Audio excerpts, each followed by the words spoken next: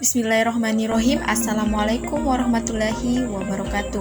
Perkenalkan, nama saya Nurkaya, NIM 202631148 dari Program Studi Pendidikan Fisika Fakultas Keguruan dan Ilmu Pendidikan Universitas 19 November Kolaka.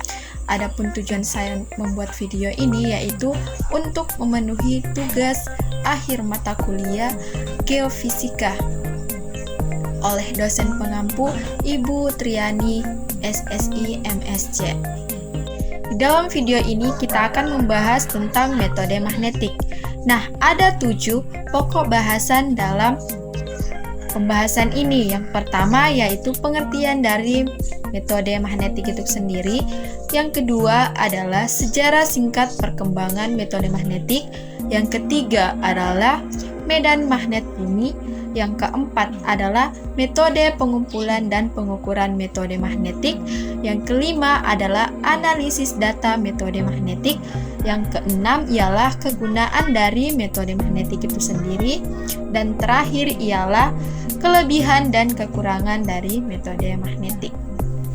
Kita masuk ke pembahasan yang pertama yaitu pengertian dari metode magnetik. Nah, metode magnetik itu sendiri merupakan salah satu metode geofisika yang didasarkan pada pengukuran variasi intensitas medan magnet yang berada di permukaan bumi.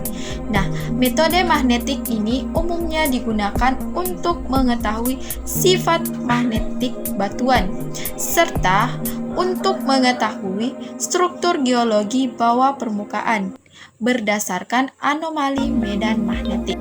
Sehingga dalam metode geomagnetik ini, bumi diyakini sebagai batang magnet raksasa, di mana medan magnet utama bumi dihasilkan.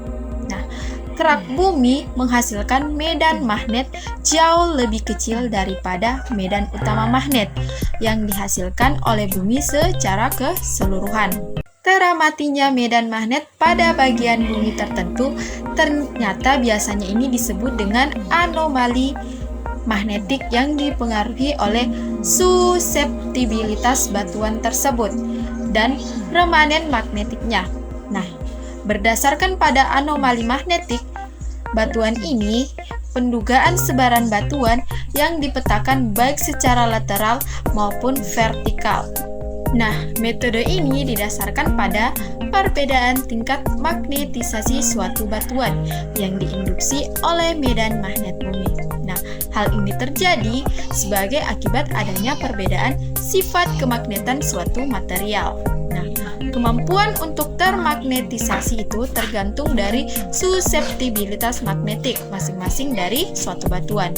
Nah, harga suseptibilitas ini sangat penting di dalam pencairan benda anomali karena sifat yang khas untuk setiap jenis material atau mineral logam. Nah, harganya ini akan semakin besar jika jumlah kandungan mineral magnetik pada batuan itu juga semakin banyak.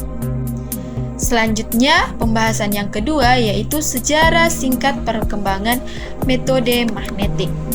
Metode geomagnetik ini pertama kali diteliti oleh Sir William Gibbs pada tahun 1504 sampai dengan 1603 atau kurang lebih 400 tahun yang lalu. Nah, Gibbs adalah seorang yang pertama kali melihat bahwa medan magnet bumi itu ekuivalen dengan arah utara hingga selatan sumbu rotasi bumi.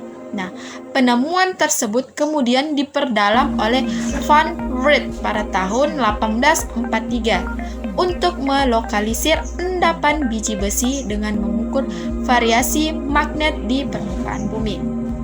Nah, hasil penelitiannya ini kemudian dibukukan oleh Thelen pada tahun 1879 dengan judul buku The Examination of Iron Ore Deposit by Magnetic Measurement, yang kemudian menjadi pionir bagi pengukuran magnetisasi bumi atau geomagnet.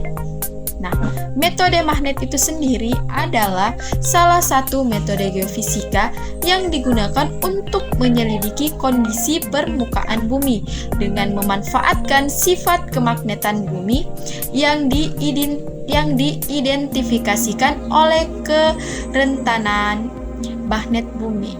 Pembahasan yang ketiga ialah medan magnet bumi, di mana medan magnet bumi terkarakterisasi oleh parameter fisis atau disebut juga dengan elemen medan magnet bumi yang dapat diukur, yaitu meliputi arah dan intensitas kemagnetannya.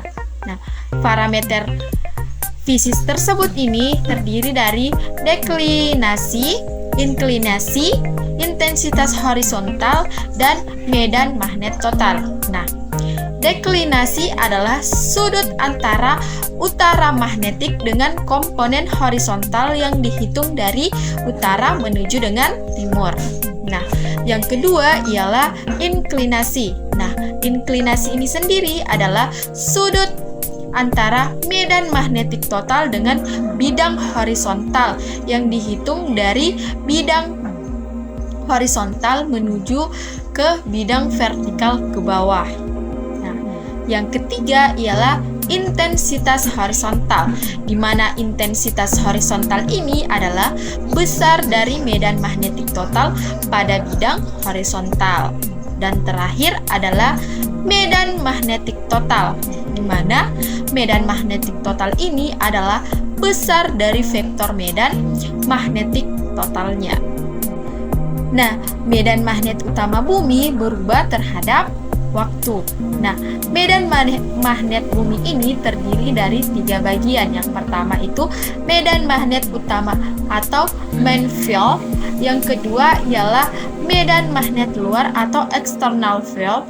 Dan yang terakhir adalah medan magnet anomali, di mana medan magnet utama atau main field itu dapat didefinisikan sebagai medan rata-rata dari hasil pengukuran dalam jangka waktu yang cukup lama, mencakup daerah dengan luas lebih dari 10⁻⁶ km persegi. Nah, yang kedua ialah medan magnet luar atau external field. Nah, pengaruh medan magnet luar ini berasal dari pengaruh luar bumi yang merupakan hasil ionisasi di atmosfer yang ditimbulkan oleh sinar matahari atau sinar ultraviolet dari matahari. Karena sumber medan luar ini berhubungan dengan arus listrik yang mengalir dalam lapisan terionisasi di atmosfer, maka perubahan medan ini terhadap waktu jauh lebih cepat. Sedangkan yang ketiga ialah medan magnet anomali. Nah, medan magnet anomali ini sering juga disebut dengan medan magnet lokal atau Kruskal field. Nah, medan magnet ini dihasilkan oleh batuan yang mengandung mineral bermagnet. Nah, seperti magnetit, titanomagneti, dan lain sebagainya yang berada pada kerak bumi. Kita masuk ke pembahasan yang keempat, yaitu metode pengambilan dan pengukuran data geomagnetik. Penyelidikan magnetik biasanya dilakukan di darat, di udara, maupun di laut. Nah, teknik lapangannya tentu saja berbeda dari ketiga jenis survei ini. Walaupun operasi ini di udara dan di laut pada umumnya melakukan penelitian yang sama, juga peralatan rekaman yang sama pula. Nah, karena pembacaan dan pengumpulan data lapangan sangat mudah dilakukan, penyelidikan cara ini biasanya dipergunakan dalam penyelidikan pendahuluan. Maksudnya di sini ialah secara garis besarnya, setelah ini biasanya dilanjutkan dengan penyelidikan lebih detail pada daerah-daerah yang dianggap prospektif. Nah, secara bersamaan, cara ini dapat pula dipadukan dengan cara penyelidikan yang lain. Adapun sifat penyelidikan dapat secara langsung ataupun tidak langsung terhadap objek yang dicari atau objek yang ingin diteliti. Adapun jenis penyelidikan yang digunakan ialah ada 3 penyelidikan. Yang pertama ialah penyelidikan dari udara. Nah, biasanya dilakukan untuk memetakan daerah yang luas. Hasilnya dapat memberikan petunjuk untuk penyelidikan selanjutnya. Adapun alat yang digunakan ialah biasanya flux gate magnetometer dan nuclear processing. Nah, kepekaan alat yang digunakan biasanya lebih tinggi, yaitu 1 sampai dengan 5 gamma daripada yang dipergunakan di darat, yaitu sekitar 10 sampai 20 gamma. Nah, penyebab utamanya mungkin biaya penyelidikan dari udara jauh lebih mahal daripada pengukuran yang dilakukan jauh di atas permukaan. Penyelidikan yang kedua ialah penyelidikan yang dilakukan di laut. Adapun alat yang digunakan biasanya adalah flux gate dan proton magnetometer. Alatnya ini biasanya ditarik sejauh 150 hingga 300, maka koreksinya di belakang kapal. Maksudnya untuk menghindari pengaruh dari kapal tersebut. Nah, kedalaman air ini sekitar 15 meter di bawah permukaan air laut. Penyelidikan laut ini memerlukan biaya yang mahal. Nah, kegunaannya terasa apabila secara bersamaan dilakukan pula misalnya penyelidikan gaya berat. Nah, sasarannya ialah untuk memberikan konfigurasi struktur geologi di bawah dasar laut. Di samping itu juga mempersiapkan peta geomagnet regional. Penyelidikan yang ketiga ialah penyelidikan yang dilakukan di darat. Nah, cara penyelidikan ini merupakan cara yang paling tua yang dilakukan oleh seseorang. Nah, letak dan penyebaran titik-titik pengamatan disesuaikan dengan sasaran yang akan kita capai. Biasanya dikombinasikan dengan penyelidikan gaya berat. Mengapa? Sebab kerapatan titik pengamatan itu hampir sama, sehingga alat untuk penyelidikan di darat adalah flux gate magnetometer. Nah, alat ini paling praktis untuk dan mudah dibawa sehingga sangat enteng untuk dipindah-pindahkan serta dapat cepat dibaca.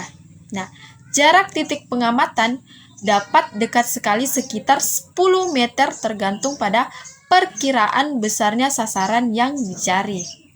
Nah, yang sering kali diukur dalam penyelidikan ini adalah komponen vertikal medan magnet bumi.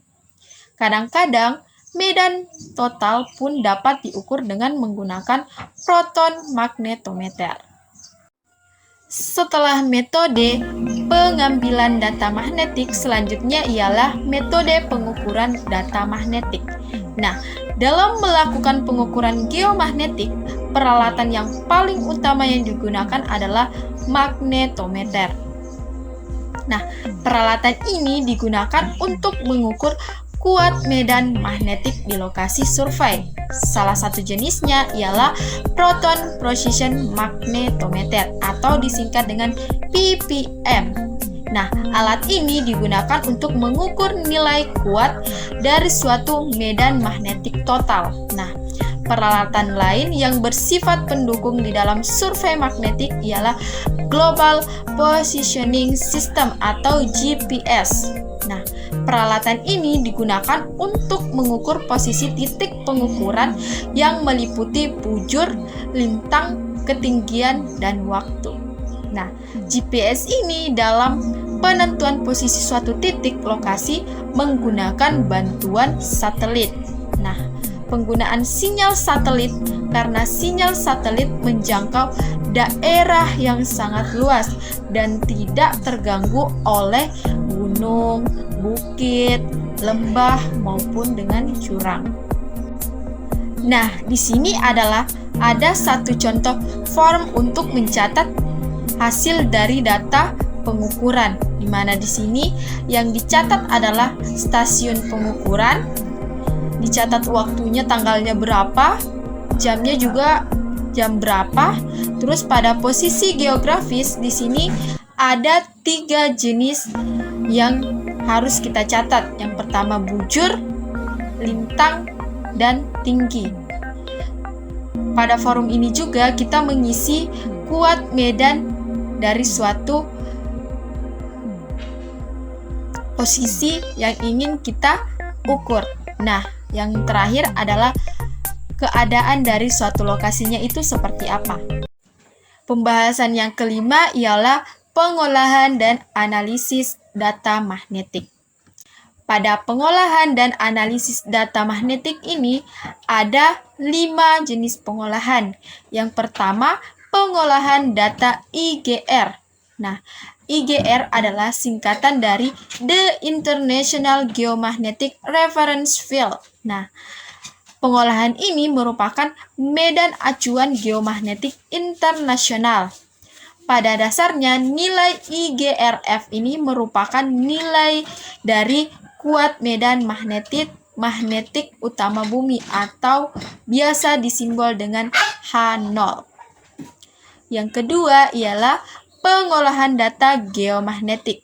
Nah, untuk memperoleh nilai anomali medan magnetik yang kita inginkan, maka dilakukan koreksi terhadap data medan magnetik total, hasil dari pengukuran pada setiap titik lokasi atau stasiun pengukuran yang mencakup koreksi harian, IGRF, dan topografi. Yang ketiga ialah reduksi ke bidang datar. Untuk mempermudah proses pengolahan dan interpretasi data magnetik, maka data anomali medan magnetik total yang masih tersebar di topografi harus direduksi atau dibawa ke bidang datar. Nah, yang keempat ialah koreksi efek regional, di mana untuk menginterpretasi anomali medan magnetik yang menjadi target survei, maka dilakukan koreksi efek regional yang bertujuan untuk menghilangkan efek anomali magnetik regional dari data anomali medan magnetik hasil pengukuran. Dan yang terakhir atau yang kelima ialah pengangkatan ke atas atau metode upward, di mana pengangkatan ke atas atau upward continuation merupakan proses transformasi data medan potensial dari suatu bidang datar ke bidang datar lainnya yang lebih tinggi. Pembahasan yang keenam adalah kegunaan dari metode magnetik. Kegunaan dari metode magnetik ada 4. Yang pertama ialah eksplorasi minyak bumi dengan metode magnetik. Nah, metode ini mengukur variasi medan magnetik bumi yang disebabkan perbedaan properti magnetik dari bebatuan di bawah permukaan. Survei magnetik dan gravitasi biasanya dilakukan di wilayah yang luas, seperti misalnya suatu cekungan atau basin. Nah, dalam eksplorasi migas, metode graviti dan magnetik memang hanya dipergunakan untuk tahap awal, terutama guna tujuan regional untuk mengetahui konfigurasi basement atau batuan dasar. Tujuan utamanya adalah untuk mengetahui ketebalan sedimen, makin tebal makin bagus, dan potensial untuk soil rock. Untuk penentuan struktur geologinya digunakan metode seismik. Kegunaan metode magnetik yang kedua ialah eksplorasi panas bumi dengan metode magnetik. Nah, keadaan reservoir panas bumi dapat digambarkan menggunakan metode magnetik. Eksplorasi panas bumi dengan metode magnetik dilakukan dengan menafsir secara kuantitatif terhadap tubuh intrusi. Nah, biasanya panas bumi terletak di daerah vulkanik. Kerentanan magnet panas bumi sangat bergantung pada variasi batuan di lapangan yang terpengaruh oleh panas. Nah, dengan mengetahui kerentanan magnetik batuan dapat diketahui informasi tentang panas bumi. Yang ketiga ialah eksplorasi biji besi dengan menggunakan metode magnetik. Nah, pada studi ini menggambarkan kemampuan metode magnetik dalam eksplorasi biji besi atau iron ore yang berasosiasi dengan granit. Nah, besar anomali magnetik dipengaruhi sangat kuat oleh induksi ferromagnetik biji besi yang terkandung pada granit. Nah, berdasarkan pemodelan 2 dimensi dan inversi 3 dimensi, dapat diduga bahwa granit pembawa biji besi mengintrusi secara menjari atau dike dengan jenis mineral utama adalah magnetit. Nah, batuan granit mengandung biji besi atau iron ore berasosiasi dengan anomali magnet besar yang positif. Nah, metode magnetik ini berguna untuk memetakan dan menghitung potensi biji besi di bawah permukaan. Interpretasi kuantitatif dilakukan untuk menggambarkan bentuk tubuh atau iron ore di bawah permukaan berdasarkan anomali magnetik dan geologi. Interpretasi dilakukan dengan pemodelan ke depan atau forward modeling secara 2 dimensi maupun 3 dimensi. Yang keempat adalah eksplorasi air dengan metode magnetik. Nah, air tanah dapat menyebabkan suatu endapan yang menimbulkan arus lemah atau battery action. Nah, arus ini akan menghasilkan medan magnet. Pengukuran tegangan atau voltase secara sistematis di permukaan dapat memperlihatkan suatu perubahan yang signifikan jika terdapat mineralisasi di bawah permukaan.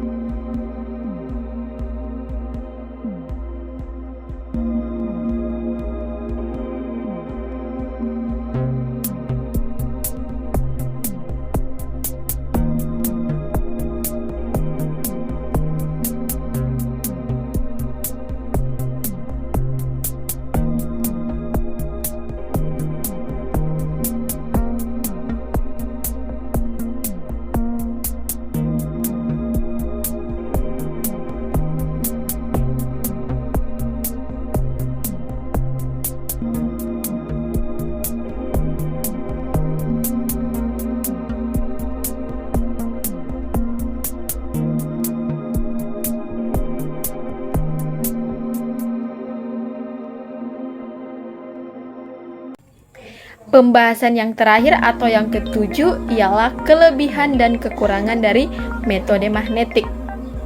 Nah, kelebihan dari metode magnetik yang pertama, metode ini sangat sensitif terhadap perubahan vertikal. Umumnya digunakan untuk mempelajari tubuh intrusi, batuan dasar, urat hidrotermal yang kaya akan mineral ferromagnetik, serta struktur geologi. Kelebihan yang kedua ialah mineral ferromagnetik akan kehilangan sifat kemagnetannya apabila dipanasi mendekati temperatur Curie. Oleh karena itu, efektif digunakan untuk mempelajari daerah yang dicurigai mempunyai potensi geotermal.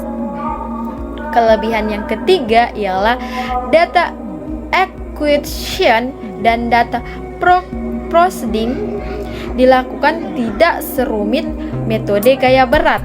Nah, penggunaan filter matematis umum dilakukan untuk memisahkan anomali berdasarkan panjang gelombang maupun kedalaman sumber anomali magnetik yang akan diselidiki.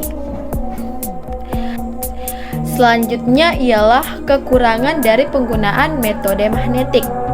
Kekurangan metode magnetik dibandingkan dengan metode lain yaitu setiap jenis batuan di bumi, walaupun dalam pengklarifikasian atau penamaannya yang sama, dapat saja mempunyai sifat dan karakteristik yang spesifik akibat peristiwa geologi yang dialaminya, sehingga bisa memberikan data yang didapat bisa berbeda dengan kenyataan yang sebenarnya di bawah permukaan.